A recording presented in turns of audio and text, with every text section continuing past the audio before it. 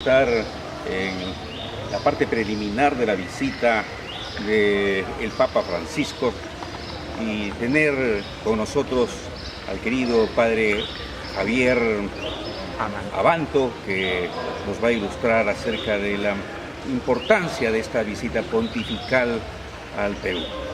Padre Abanto, bienvenido. Quisiéramos conocer, en realidad hay millones de feligreses que están ya viajando para darle el encuentro al Papa. ¿Qué significa esta visita al Perú del Papa Francisco en un momento en que el país está desunido, hay una crispación muy grave que no tiene antecedente en los últimos 50 años, y al mismo tiempo hay una familia que cada vez más se desune, se destruye, y quisiéramos escuchar el verdadero sentido de la visita del Papa a través de su palabra, ya que ha analizado el momento actual? Bueno, muchas gracias.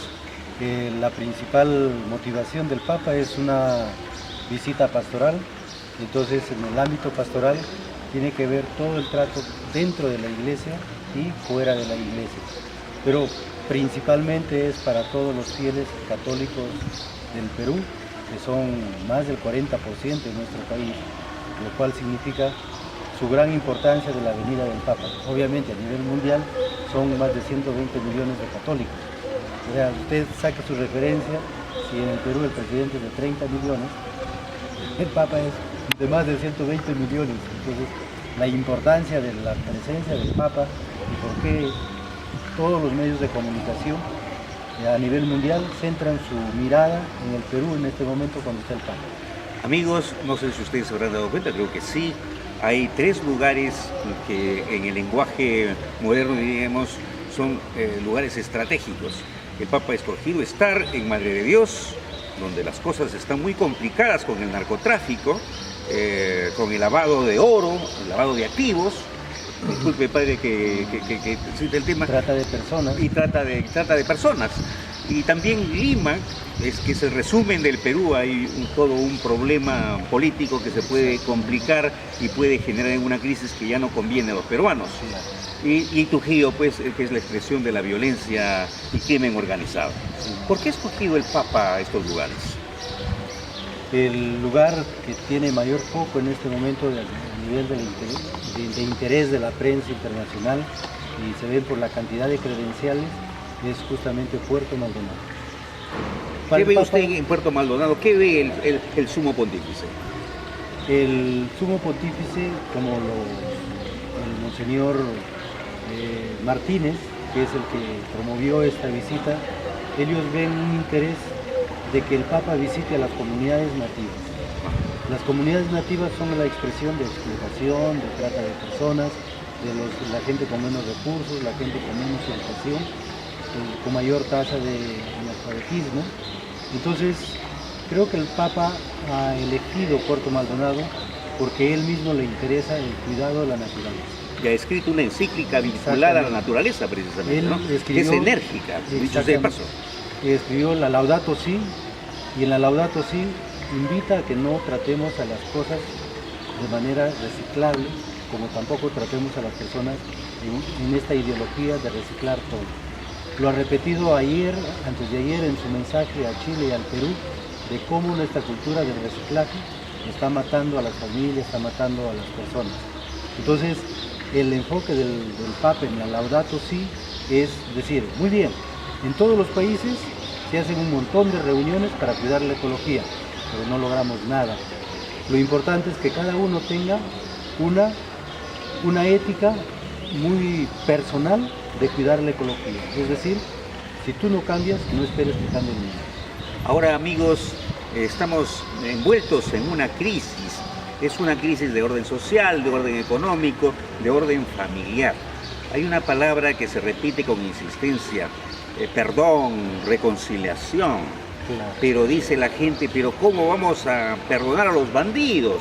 Los bandidos van a caer en impunidad.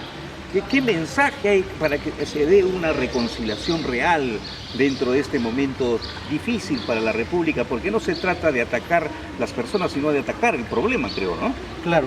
A ver, la reconciliación en el sentido católico es un sacramento. Y el primer paso es dolor de conciencia. El tema es si lo ampliamos a nivel del país, en el tema político.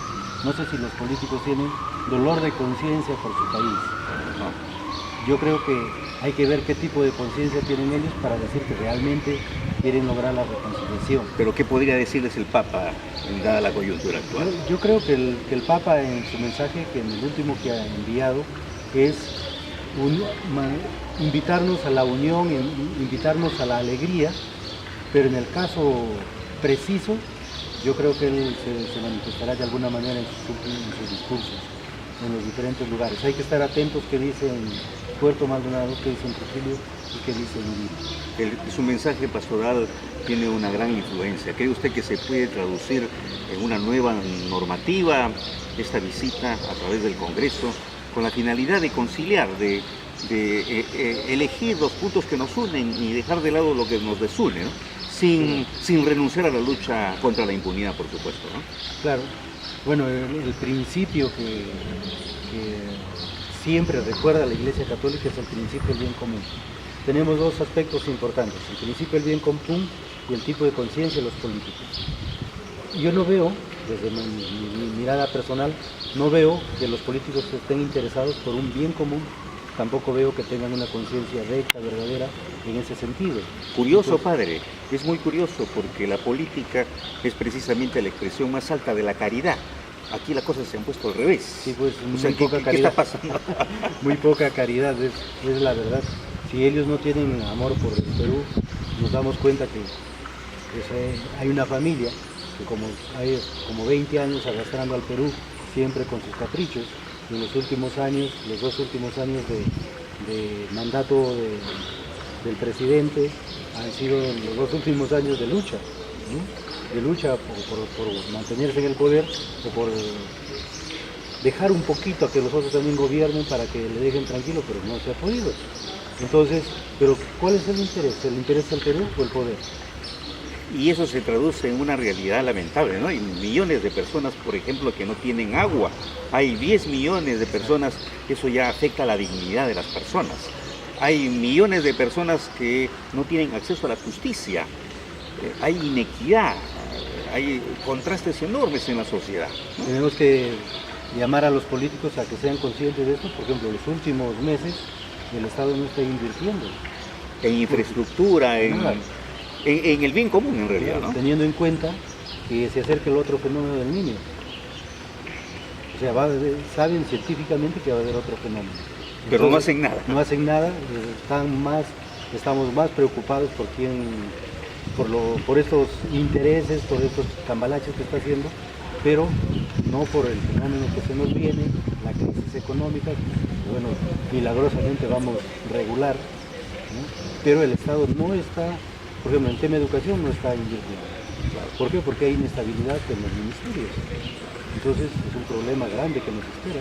Y también no hay que dejar de lado a las personas que no son creyentes, que no son cristianas. Hablan mucho de la pedofilia, por ejemplo, ¿no? Claro. La pedofilia, de las violaciones sexuales. ¿Cómo ponemos estos temas que no van a estar fuera de la agenda del Papa, suponemos? Obviamente, si ustedes descubren algún sacerdote pedofílico, no es un tema moral solamente, ya es un tema legal. Entonces el Papa les ha dicho a los obispos, ustedes apenas sepan eso, denuncien, porque si no, a ustedes les tenemos que... Y el mandato llega al Perú. El mandato ya está en el Perú desde hace tiempo.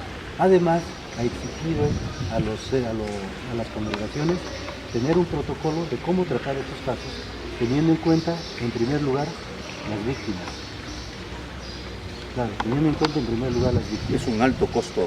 Es un alto costo, pero hay que afrontarlo. Caiga quien caiga. Caiga quien caiga, eso es verdad. Y el Papa, en los casos que le han presentado, siempre ha sido drástico. Y en el Perú ya mandó revisar, por ejemplo, las congregaciones que tienen este tipo de sospecha. Y las violaciones sexuales, la mujer que está postrada, que está violentada en sus derechos fundamentales, bueno, es todo un problema, ¿no? Y hasta cierto punto ya tiene niveles psiquiátricos. Tanto maltrato, por Dios. Lo que pasa es que todo esto que sucede de parte desde algún miembro de la Iglesia el Papa ya ha zanjado y ha dado las normas claras.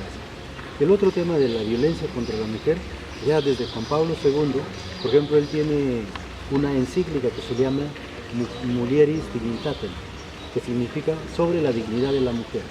Y ahí habla, debería ser su libro de cabecera de todas las mujeres que defienden eso, ¿no? Y de todas las personas. La Mulieris Dignitatem habla de cómo la mujer debe ser digna ante Dios, ante los hombres y ante sí misma.